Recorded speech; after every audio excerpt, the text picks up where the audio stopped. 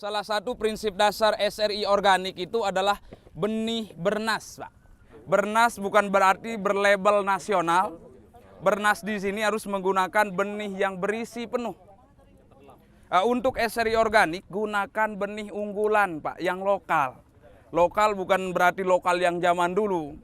Lokal di sini yang memang diproduksi di Indonesia, Pak. Seperti Ciherang, kemudian Rojo Lele. Kalau Rojo Lele agak 6 bulan, Pak. Tanam yang Sintanur yang sama seperti Rojo Lele atau seperti Pandan Wangi yang wangi. Ya, kita lepas seperti ini, Pak, telurnya tenggelam. Untuk menyeimbangkan berat jenis telur kita gunakan garam. Usahakan garamnya yang asin, Pak. Ya. Beriodium boleh ya? Iya, boleh, Pak. Beriodium boleh. Tidak boleh. Ya, tidak juga. Atau yang dekat laut, air laut boleh, Pak. Ini untuk mengetes kadar garam air laut dengan telur. Kalau telurnya nanti mengapung, berarti kadar garam air laut itu bagus. Ya, jangan gudang garam, Pak. Nggak bisa dirokok nanti. Nah, kita aduk. Masih belum. Tambahkan lagi garamnya, Pak.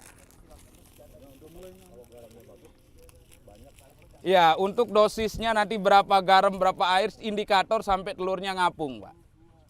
Mengapung.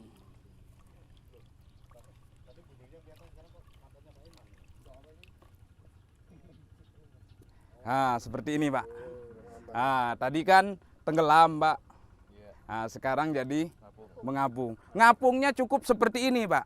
Kalau ngapungnya naik ke sini sulap, Pak. Jangan. Ya. Kapan Bapak pulang sih?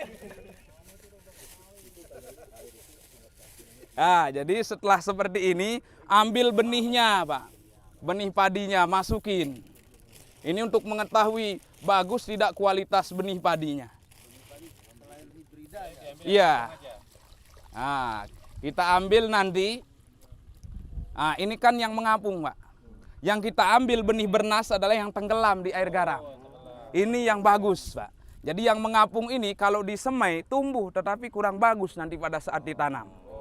Ini kelemahan petani kita satu di benih, Pak. Nah, ini yang mengapung ini biasanya petani menggunakan air biasa. Kita lihat yang mengapung di air biasa ada yang tenggelam. Nah, jadi ini kalau disemai tumbuh cuman kurang bagus. Hingga lebih efektif gunakan air garam, larutan garam. Sebanyak-banyaknya ya, banyak. Iya. Ya, sampai indikator telurnya ngapung saja, Pak. Ya, sulap, Pak. Nah, seperti ini, Pak. Nah, ini yang bagus, yang ngapung. Jadi ini benih yang bernas, berisi penuh, Pak. Kaitannya benih dengan telur ini. Jadi telur ini kenapa mengapung di air garam? Ini kalau direbus, dibuka ada ruang kosong, Pak. Nah, hampa udara. Benih pun kenapa ngapung? Dia kosong sebagian. Arti benih yang tenggelam ini adalah benih yang berisi penuh. Ini yang bagus untuk disemai. Untuk menuju ketahanan pangan. Padat, Pak. Nah, setelah ini perlakuan benih, Pak. Perlakuan benih setelah ini diuji, langsung dicuci bersih, Pak. Ya, langsung dicuci bersih sampai tidak ada kadar garamnya.